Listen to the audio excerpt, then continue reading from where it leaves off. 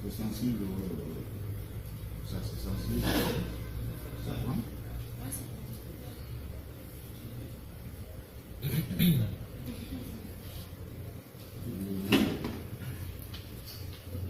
bonsoir, monsieur Lina. Bonsoir. Permettez-moi de vous remercier, mon équipe et moi, pour avoir accepté de nous accorder un peu de votre temps, combien précieux pour partager avec nous vos réflexions sur le fait des gens.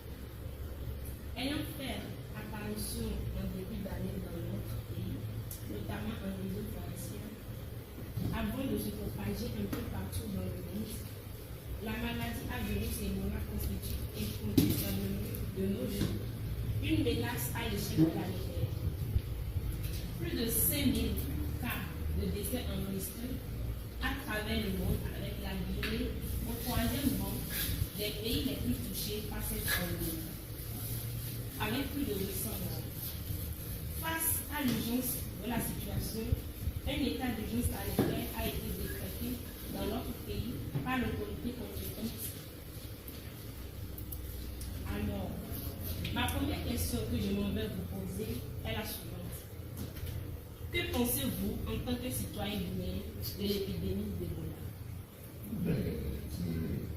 J'ai venu de faire des statistiques qui sont, à mon avis, assez mortelles. Et il va de soi que ce que je pensais d'Ebola est que c'est une maladie très dangereuse, qui est mortelle à 80% et qui met à nu tout notre système éducatif.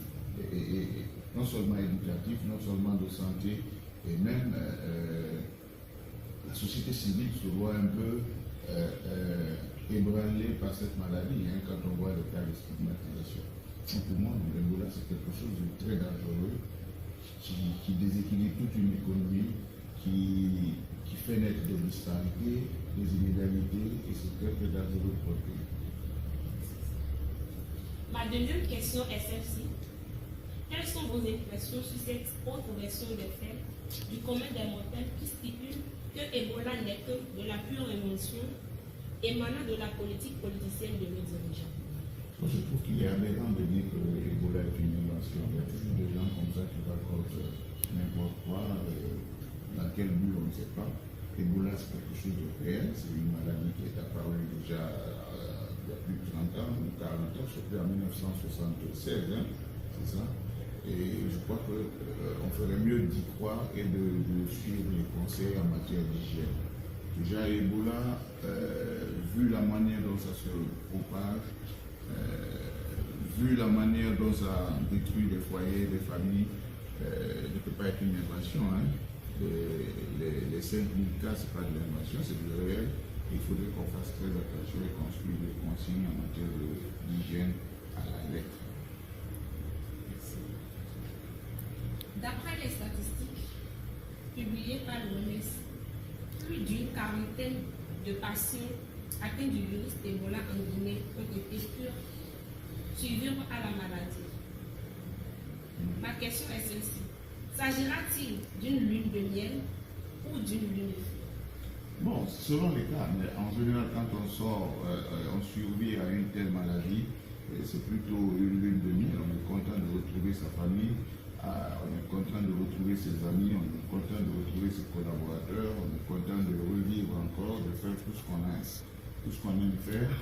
Et ça peut se transformer en lune de fièvre, comme vous dites, quand ceux que vous aimez, vos collaborateurs avec qui vous travaillez, la société dans laquelle vous vivez, vous rejette un peu parce que vous avez été atteint d'Ebola. Ça peut être, c'est le revers de la médaille. Il appartient maintenant à tout le monde de se comporter comme de vrais citoyens et des gens, des humains, pour savoir que quelqu'un qui a atteint d'Ebola est guéri, il est guéri. Il n'y a plus de risque à s'approcher de lui.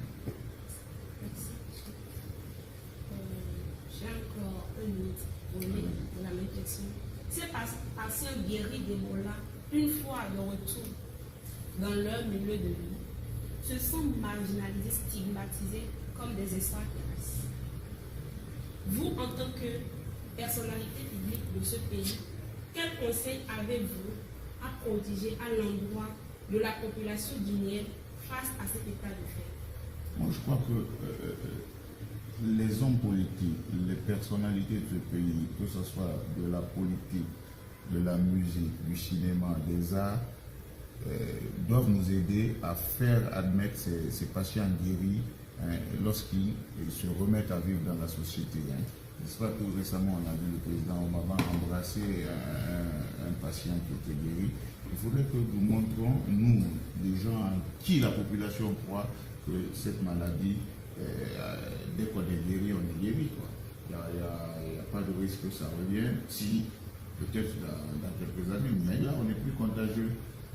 Donc moi, je crois qu'il nous appartient à nous, les hommes publics, les hommes célèbres, d'aller vers ces personnes, déjà, les embrasser, montrer aux gens moins instruits, aux gens analphabètes, qu'il ne sert à rien de stigmatiser quelqu'un qui est déjà guéri de maladie. Ça, c'est un premier aspect. Deuxième aspect, il faut réintégrer ces patients guéris dans la lutte même contre Ebola, afin que tout le monde sache que ces patients sont maintenant actifs, qui apportent quelque chose à la société et qui participent à la riposte.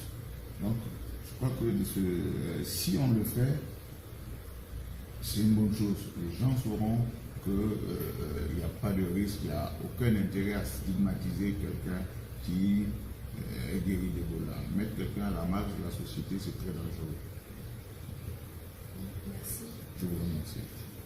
En fait, je vais passer la parole à mon frère Idriss qui a côté de moi. Il va continuer avec cette question de notre présence ici ce soir. Ouais. Bonjour. Ok, bonjour monsieur.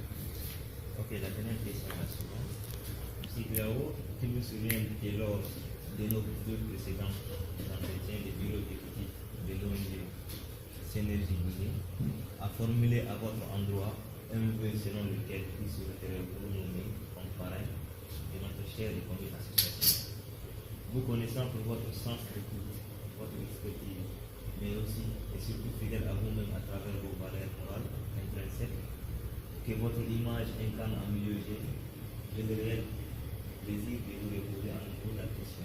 Monsieur Guillermo, accepterez-vous parrainer l'ONG Synergie Guinée pour les 10 prochains mois à venir?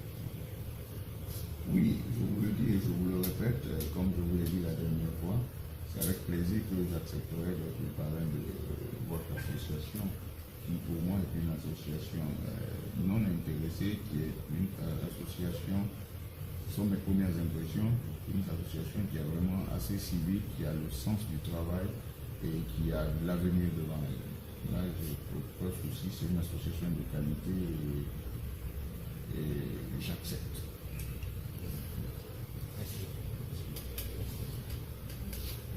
Merci beaucoup, M. Glao, de nous avoir reçus. Au plaisir de vous revoir à très bientôt. Il y a du... Il a filmé, mauvais caméraman. Ok. J'arrête là. Hein?